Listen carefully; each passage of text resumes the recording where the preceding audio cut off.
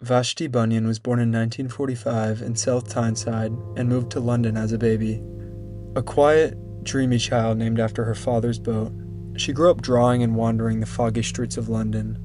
In the early 1960s, she was expelled from Oxford's art school for neglecting painting to strum her guitar. By age 19, Vashti was determined to make music. Her first single had Jimmy Page on guitar, but her bold folk pop visions clashed with pop stardom. Her own tender ballad was reduced to a B-side, and neither single sold. Despite a cameo in the psychedelic film Tonight Let's All Make Love in London, Bunyan felt like she was watching from the outside of the 60s pop scene. Disillusioned, in spring 1976, she left London behind. Vashti and her boyfriend, and the father of her children, Robert Lewis, loaded a Romany wagon and a horse, set off with only a dog and a guitar, and trekked north through England towards Scotland. She later said that the journey was a way to escape, but with a purpose, living each day by tending firewood and horse, chasing childlike wonder in the rolling hills. On the wagon journey through spring and winter, Vashti wrote the songs that would become Just Another Diamond Day. Along the way, she and Lewis found shelter in the friendship of Gaelic grandmothers singing ancient songs, inspiring Vashti's own melodies. Finally, the caravan reached London in late 1969, and she recorded the album.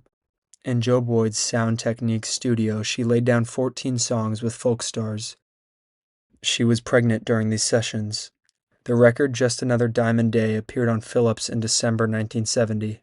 Critics praised its impossibly fragile folk mystique, but the album sold almost no copies. It struggled to find an audience, and Bunyan herself felt it vanish like a dream. For decades she believed it a failure and gave up on music altogether. "I didn't even sing to my children," she later admitted. The 1970 album seemed to die, and so did Bunyan's public life. By 1971, she walked away from music entirely.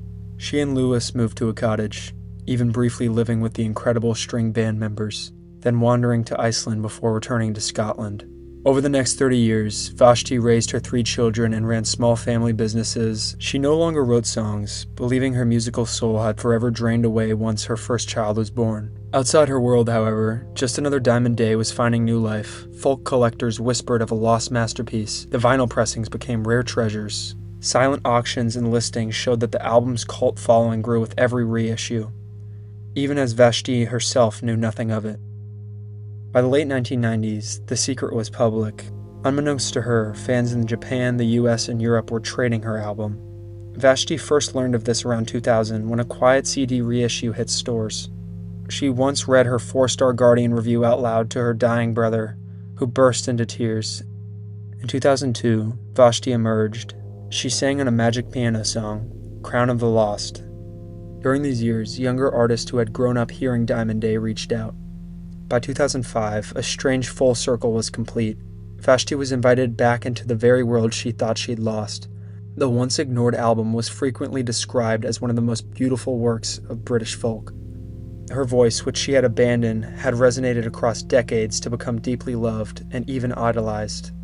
After 30 years of silence, an album whispered across the globe finally found its voice again. On stage, her presence was sincere. She spoke little, letting the music breathe.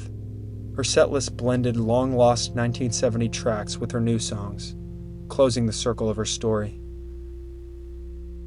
Bunyan published her memoir, Just Another Way to Live Life, stitching stories of the caravan journey, her shy youth, and the rediscovery that changed her life.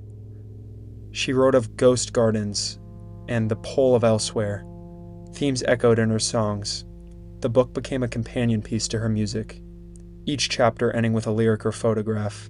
Vashti's influence rippled onward.